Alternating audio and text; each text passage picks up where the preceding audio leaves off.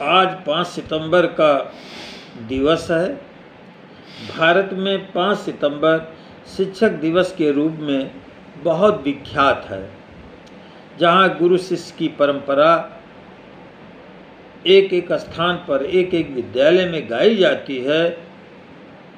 वहीं पर 5 सितंबर एक वीर गाथा से भी जुड़ा हुआ है, जिसकी बात बहुत कम लोग जानते हैं। कहा जाता है, ऐसे समय नदी की धार में अक्सर सब बह जाया करते हैं, ऐसे समय बड़े तूफान प्रबल पर्वत हिल जाया करते हैं। दुनिया में अक्सर लोग समय में चक्कर खाया करते हैं, कुछ ऐसे भी होते हैं जो इतिहास बनाया करते हैं। जब कोई विपत्ति का अवसर आ जाता है तो बहुत लोग चक्कर खा करके अपने आप गिरने लगते हैं, और वहीं पर जो बहादुर व्यक्ति होते हैं वो इतिहास रच डालते हैं। आज इतिहास रचने वाली नीरजा भनोट की कहानी आपके सम्मुख प्रस्तुत है। नीरजा भनोट चंडीगढ़ के पंजाब की रहने वाली है। वो जिसको मरणोपरांत भारत सरकार ने वीरता पदक अशोक चक्र, पाकिस्तान ने तमगा-ए-पाकिस्तान, अमेरिका ने जस्टिस फॉर क्राइम अवार्ड से सम्मानित किया। यही नहीं, पूरे विश्व में उसको heroine of the hijack की उपाधि से नवाजा। आप इसकी स्थिति को देखिए। नीरजा भनोट जब 19 साल की हुई तो उसकी शादी मरीन इंजीनियर से हो गई। शादी के बाद में पति से अनबन होने लगी। पारिवारिक कलह के चलते नीरजा भनोट अपने माता पिता के पास मुंबई शिफ्ट हो गई। बाद में नीरजा ने नौकरी की शुरुआत पैन अमेरिकन एयरवेज में ज्वाइन किया। उसने एंटी हाईजैकिंग जैसे कोर्स भी किए। नीरजा की कार्यकुशलता को देख करके उस कंपनी ने 1 वर्ष बाद एयर होस्टेस से फ्लाइट पर्सन में पदोन्नति की गई। 5 सितंबर 1986 का वह दिन था जब देश पूरा शिक्षक दिवस मना रहा था। उसी समय पैनम फ्लाइट 73 भारत से अमेरिका जाने वाली थी। उसे कराची शहर में भी रुकना था। जैसे ही फ्लाइट कराची शहर में रुकी तो रुकते ही 4 आतंकवादी सिक्योरिटी पर्सनल की ड्रेस में विमान में प्रवेश कर गए। आतंकवादी विमान को साइप्रस ले जाना चाहते थे, क्योंकि फ़लस्तीनी कैदी अमेरिका की जेलों में बंद थे।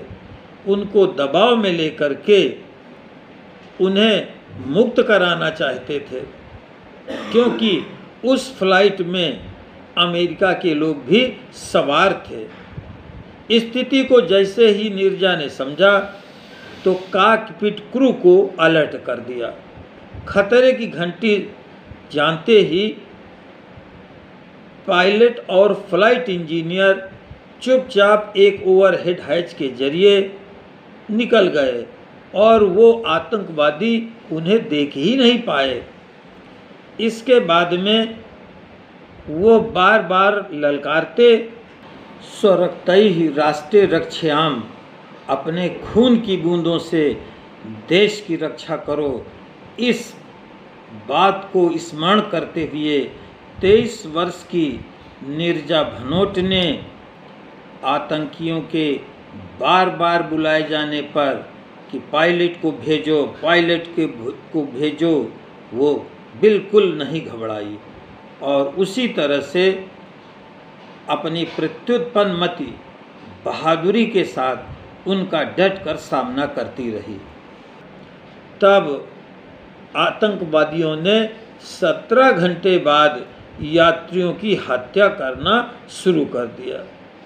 इसी बीच में जब उसने इस प्रकार का उग्र रूप देखा तो नीरजा ने बड़ी कुशलता से उसका आपातकालीन द्वार खोल दिया और धीरे धीरे वो सभी नागरिकों को निकालने लगी। उसमें 44 अमेरिका के भी नागरिक थे। उन नागरिकों के पहचान पत्रों को वो ले करके एक गोपनीय स्थान में रखती जाती ताकि आतंकवादियों को यह पता न चल सके कि अमेरिकन यात्री कौन है, अन्यथा वो चुन चुन कर उनकी हत्या करेंगे। उसकी बौद्धिक क्षमता, बहादुरी, कार्यकुशलता के बल पर 380 में 369 यात्री सकुशल बच गए। अगर वो चाहती तो जैसे ही उसने इमरजेंसी डोर खोला था सबसे पहले कूद करके वो स्वयं बच जाती, लेकिन ऐसा करना उसे स्वीकार नहीं था। वो तो पूरे यात्रियों की जान की सुरक्षा को लेकर चिंतित थी। इसी बीच जब आतंकवादियों ने देखा कि वो सभी यात्रियों को बड़ी चतुराई से निकालने में कामयाब हो रही है तो उन्होंने चुन करके एक गोली नीरजा के ऊपर दागी जो उनके सीने में धंस गई। उस समय नीरजा एक बच्चे को गोद में लेकर के विमान से पृथ्वी में उतार रही थी। इसके बाद में 44 नागरिकों में 42 नागरिक अमेरिका के सुरक्षित बच गए। बाद में उनके जीवन में एक फिल्म भी बनी क्योंकि उसने बड़ी बहादुरी से आतंकवादियों का सामना किया था, निडरता के साथ किया था। उसके अंदर किसी तरह की कोई घबराहट नहीं आई। उस फिल्म में उसका किरदार सोनम कपूर ने अदा किया था। तभी कहा जाता है, मैत्री शरण गुप्त कहते हैं, यही पशु प्रवृत्ति है कि आप ही चरें, वही मनुष्य है जो कि मनुष्य के लिए मरे। अर्थात व्यक्ति को चाहिए कि वह दूसरों की रक्षा करने में समर्थ हो, अपने प्राणों की परवाह न करे। तो आप इस कहानी से स्वयं प्रेरणा लें, अपने बेटे बेटियों को भी इस कहानी को सुनाइए, बताइए, ताकि वह भी बच्चे बहादुर बन सकें और निडरता से देश की, समाज की सुरक्षा में तल्लीन हो सकें।